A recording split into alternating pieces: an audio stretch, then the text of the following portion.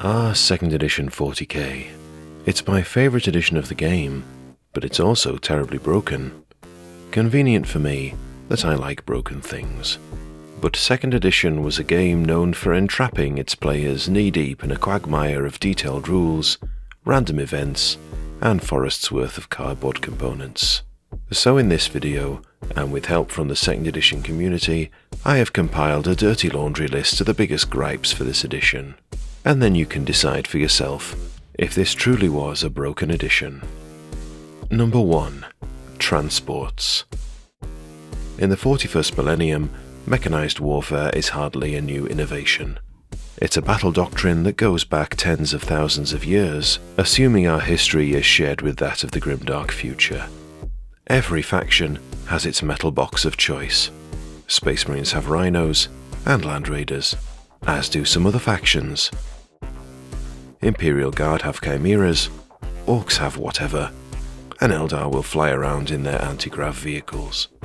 But why take a transport anyway? Such mechanization provides infantry with speed, fire support, and armor. And it's this last one which 2nd edition drags through the dirt. And by this I mean, what happens if the armor of your transport is compromised? In editions after this, say 3rd edition, since I am stuck in the 90s, the destruction of a transport didn't guarantee the demise of its passengers. They could take an armor save, and were only wounded half the time anyway. The exception to this was from the Big Six on an ordnance hit, but this was rare. However, 2nd edition was not so generous. Let's consider these data faxes. When a penetrating hit was scored on the Space Marine Rhino, a roll of 5 or 6 would not only destroy the vehicle, but kill everyone on board. This could also be achieved through a sympathetic detonation when the weapons are destroyed. Now one could argue that this isn't always likely to happen. Only some weapons could pen the armor, and this was only 2 out of 10 possible outcomes on this chart, admittedly with different probabilities. But the fact that there was a chance made players reluctant to put their troops in these things. What's the point in putting 350 points worth of assault squad into a Rhino if they aren't going to see action and instead be cooked alive in the midboard? And you would be granting 5 victory points to your opponent, 4 for the squad and 1 for the Rhino. People just didn't want to take that chance. But this wasn't a risk felt by Rhinos alone. Razorbacks, hull penetrated, roll 5 or a 6, everyone dead. Chimera, hull penetrated, roll 4+, everyone dead. Turret penetrated, 5+, everyone dead. Orc battle wagon, hull penetrated, roll 5 or 6, everyone dead. Wheel damage 6, roll for each passenger on a 4+, dead. And they could be hit by regular shooting. Eldar Falcon, a flying coffin.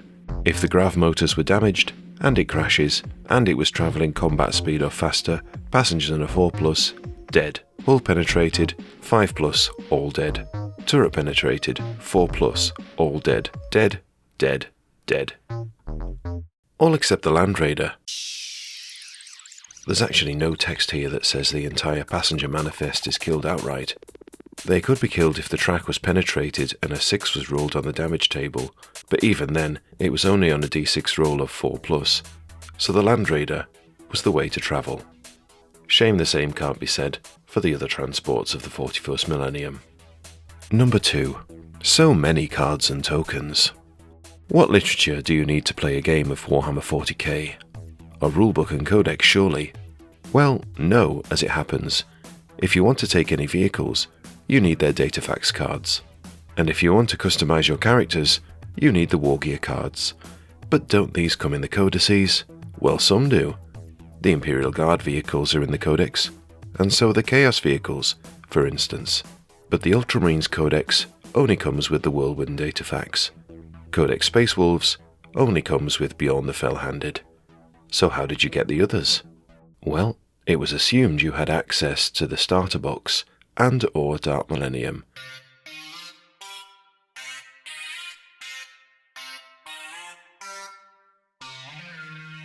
Or the relevant White Dwarf magazines. Now that was just for vehicles. If you wanted all the war gear cards to customize your characters, for instance combat drugs or bionic leg, or something else, Since these were all non-faction specific, you needed the Dark Millennium supplement. So that was a whole stack of cards, 55 for Dark Millennium alone, to store, transport, and potentially lose. Which was in the days before the internet was as useful as it is now, so finding a replacement was terribly annoying. If you wanted to play the Psychic phase properly, then you needed the Psychic power cards, and the Warp card deck. Losing any of these hampered the game significantly, if you wanted to use Psychers, that is. And templates. 3 for the flame weapons, more than 3 for blast marker sizes, the Thud gun template, and all these Psychic power templates. We felt the hurt of this last time Ed and I played.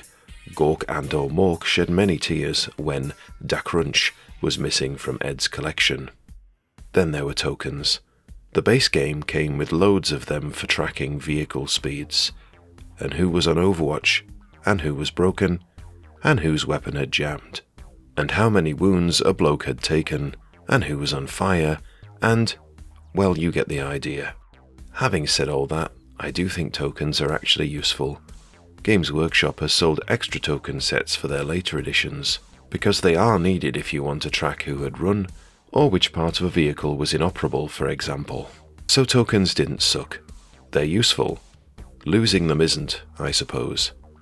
Thankfully, if you want to play nowadays, everything is online somewhere, so that mitigates the pain somewhat. Somewhat, I say. Every time I play a game, I take this huge box of cards with me. I suppose it's the cross I have to bear for playing this edition of the game. Number 3. Mother Flippin' Eldar. Oh, where to start with the Eldar? From the feedback I got from the community on this one, there were a few standout annoyances with this faction. But Eldar, as in other editions, are so pumped full of shenanigans that this really is just the tip of the iceberg. First, Warp Spiders. Most troops in 2nd edition 40k are 4-inch moving foot sloggers, 8 inches if they run. Troops with added movement have an advantage therefore. They could ride in a transport, but we already know the risks of that. They could glide through the air with their jump packs too. Or pray the juices of the warp would allow their Psyker to gate them or displace them to get the jump on their unwitting enemies. Or you could use a compact warp generator to flit around the battlefield. This is the business of Warp Spiders. They may exchange normal movement in a turn for a warp jump, and moreover, they may split this jump between before and after shooting. Jump, shoot, jump is therefore totally legitimate. They can jump into combat if they want, and get the +1 combat score modifier as if they charged. There's no random deviation like with jump packs or with teleporting. Furthermore, Warp Spiders can extend their jump distance up to 30 inches, but this comes with a chance of destruction, as shown by this table. And I suppose when playing versus Chaos, there's a small chance that your Warp Spider may be possessed by a demon. But what armament do they come with? Surely not one as cheesy as their jumping. I'll let you be the judge of that. Warp Spiders wield death spinners which fire fine monofilament wire, which are basically an enveloping auto-garroting razor-sharp wire mesh. In game terms, the weapon uses the Flamer template. Models caught must take an initiative test or be hit. 6s always hit, and a +1 modifier is applied if the target is wholly under the template. If hit, no to wound roll is made, only an armor save at -2, which if failed, kills the target, regardless of how many wounds they have. If the target survives, it is still entangled by the wire, and so will be auto-hit by any further shots attempted by a death spinner in subsequent turns. Exposed crew on vehicles, they can take a hit much like a foot trooper. Crew within a vehicle can also be killed, explained by this paragraph. Chances are low, but are possible, as long as you keep rolling 6s, which stack. For example, if you roll a 5, you only penetrate armor 5 or less. If you roll a 6, roll again, and keep adding 6s, but you only add the last non-6 number rolled. So you could roll 6, 6, 6, 5 and penetrate 23 worth of armor. You then roll on this chart, which could lead to anywhere between 0 and all crew being killed. All in all, this explains this comment left by Pageant of Inertia, playing it again at the moment with my club. and we're having a lot of fun. I'm using Eldar, and warp spiders are embarrassingly powerful. I only have 3 of them, but they're paying back 4 to 5 times their points in some games. However, warp spiders could be countered with Overwatch, but that means you have to modify your game plan, doesn't it? And what other gross armaments did the Eldar have? Too many to cover in depth. Perhaps the Eldar need a video of their own. But there were shuriken catapults that were superior to stormbolters. There were wraith cannons that could kill outright and auto-penetrate vehicles' armor. Pack grenade launchers allowing swooping hawks to drop their unholy load while flying over the battlefield. There were vibro cannons with huge range and silly armor penetration values, and grav tank pulse lasers, las cannons with sustained fire, giving the potential to hit up to 3 targets, as long as they were within 6 inches of the first target. Psychic powers were no less scary.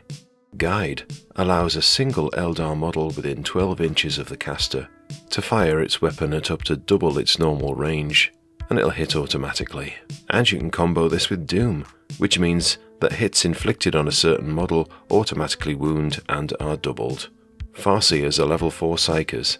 They will lead your army if you've passed up on the option of an avatar, and Warlocks are available aplenty as well. So there's plenty of potential to dial the Psychic up to 11 if you wish. Oh, and I forgot about pop-up attacks, which Eldar can have in abundance due to their possession of Vipers, Falcons, and Fire Prisms. Pop up, shoot, and pop back down behind cover again.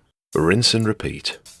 A shrewd Eldar player could hide his skimmers behind terrain all game if he wished, popping and shooting, popping and shooting, popping and shooting, until his opponent conceded through frustration.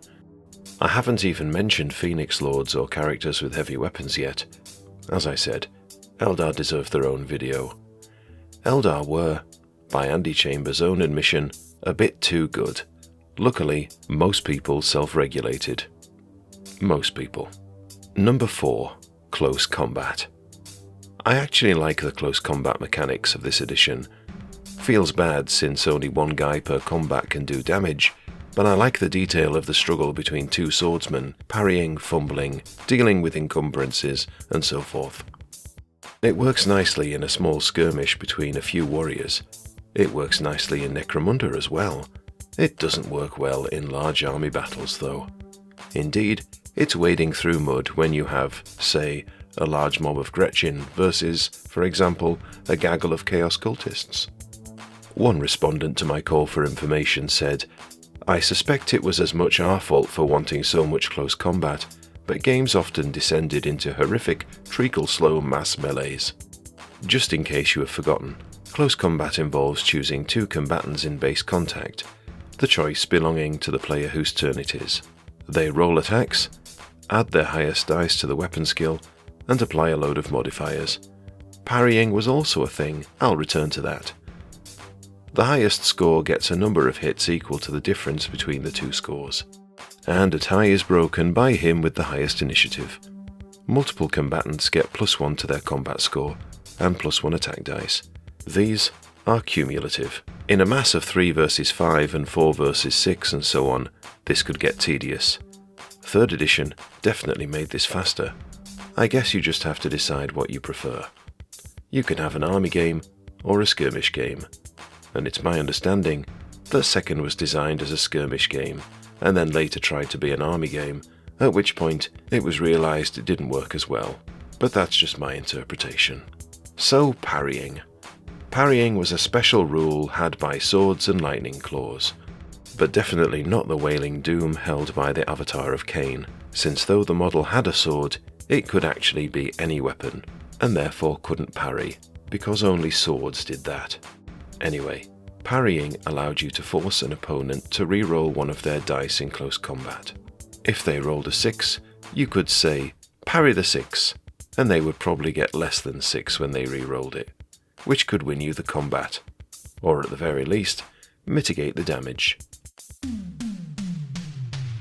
The thing about parry was, you didn't need a fancy sword to do this.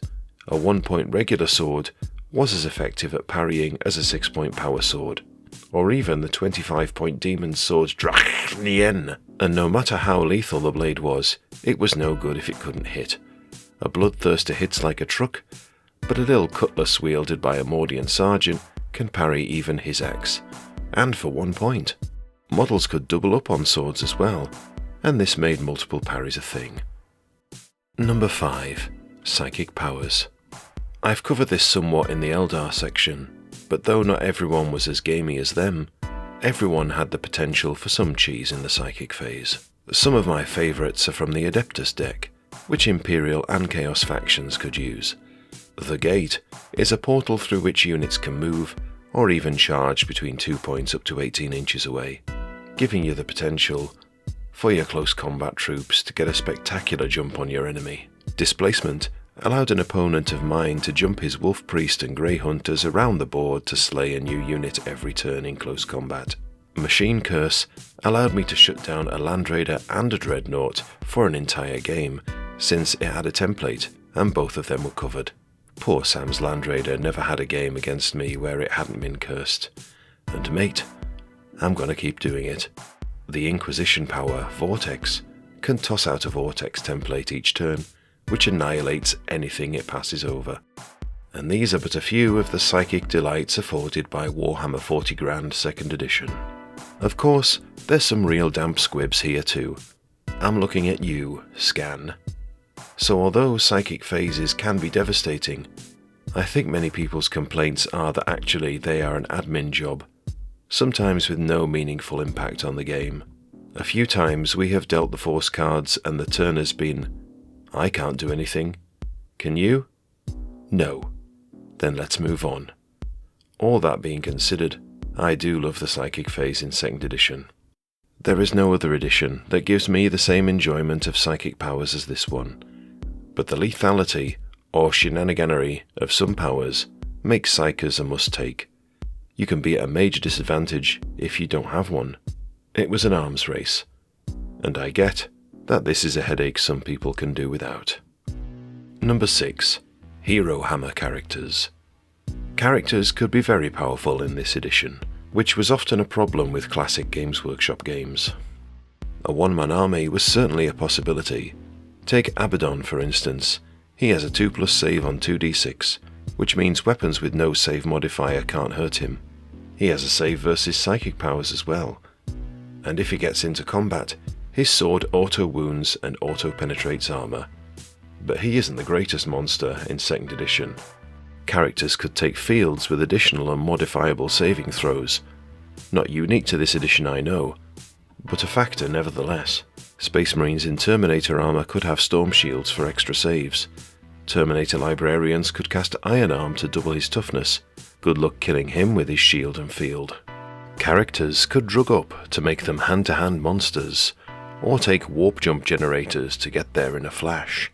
They could toss out vortex grenades that killed anything they touched. I suppose that was how you'd deal with that librarian I mentioned. And then there's virus grenades that could infect half an unprotected army such as Orcs or Guard. Those and their adjacent strategy card were of course banned in many a workshop, for ending games before they had even begun. You could take a series of Tyrannid biomorphs and have an effectively unkillable Hive Tyrant. Regenerate, Voltage Field, and Warp Field significantly ramped up the hardiness of your resident alien monster. There were of course many more examples, too many to feasibly do a video on with the weight of Wargear cards and weapons options available. So if you know some cracking combos, then do slam them in the comments section. Interestingly, the lack of granularity of the current edition has caused some complaining online. Is a nickel and dime Wargear system better than just one possible loadout per character? I know which I prefer. Number 7. Bookkeeping and Admin. There were several rules in 2nd edition 40k that were an annoyance and little else. Jump packs, for instance. The jump packs themselves were useful, but there was this little rule. You see, you were obliged to roll a scatter dice each time a model with a jump pack moved. Instead of landing exactly where you wanted them to, they could scatter 1d3 inches. Not 1d3 per unit, 1d3 per model. So moving a 10-strong Space Marine assault squad would mean 10 additional rolls. It was even more complex for Orc Storm Boys. There's a similar rigmarole with booby trap strategy cards. You can get bogged down easily if a squad triggers the trap, since every model within 3 inch triggers it, and then you have to roll for partials if models aren't under the resulting 2 inch template. Go on, be the guy who tools up on smoke grenades, place your cotton wool all over the battlefield, and add an extra hour to the game length as you determine how they behave. At the beginning of every player turn, they could vanish, do nothing, move, or shrink in size. Plasma grenades do something similar. The psychology rules in this edition meant there was a certain lack of control over your own models from time to time. Some models have stupidity, and if they succumb to it, they roam in random directions for a turn. Frenzied troops were more common. They had 5 rules governing them. It's these things that you had to do which made the game a chore, but then again, you could choose not to include those troops in your army. But where's the fun in not taking a Chaos Dreadnought with the propensity to pump its allies full of white-hot plasma if it failed a leadership test? Speaking of hot, there were flamers. What? Your guy didn't die when he was flamed? Check if he catches fire, and then check again each turn to see if he takes a hit as he blazes away. Orcs, of all the faction, have the monopoly on randomness and bookkeeping, but that isn't much of a revelation, is it? Just gaze on the beauty of the splatter cannon example, for instance, and both pages of the shock attack gun. I suppose if you play Orcs, you're invested in that kind of silliness. Some other races got a taste of it when using the Thud gun template. That required an additional 3 rolls to resolve once placed. The Tyrannid Venom Cannon did the same thing. Some plasma weapons needed a turn to recharge. You had to place a token to track that. Sustained fire weapons jammed, so they needed tracking too. Suffice it to say, if this kind of detail annoys you, 2nd edition may not be for you, or at the very least certain units and weapon choices. Number 8. Long games and unclear rules. This point comes off the back of the last one. The amount of bookkeeping could lead to eye-wateringly long games. As teenagers, we often didn't have the attention span to finish even 4 turns each, which was the recommended length. Vehicle damage was another thing to track. Infantry has to be rotated to face what they were going to shoot at, since they could only fire at targets in their front arc.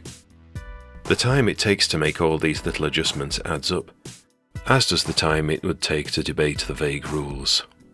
Some obscure rules would overlap in an unholy Venn diagram, and the result would have to be house-ruled, but you bet you were going to argue your case beforehand.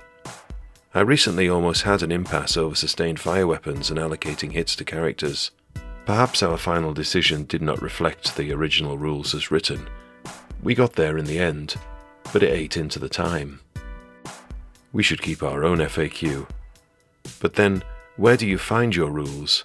The 40k rulebook? Yes, but they could also be in the War Gear book, or Dark Millennium, or your Codex, or a random White Dwarf magazine. Thankfully, these days we do have the Battle Bible to assist, but this wasn't the case in the 90s. Number 9.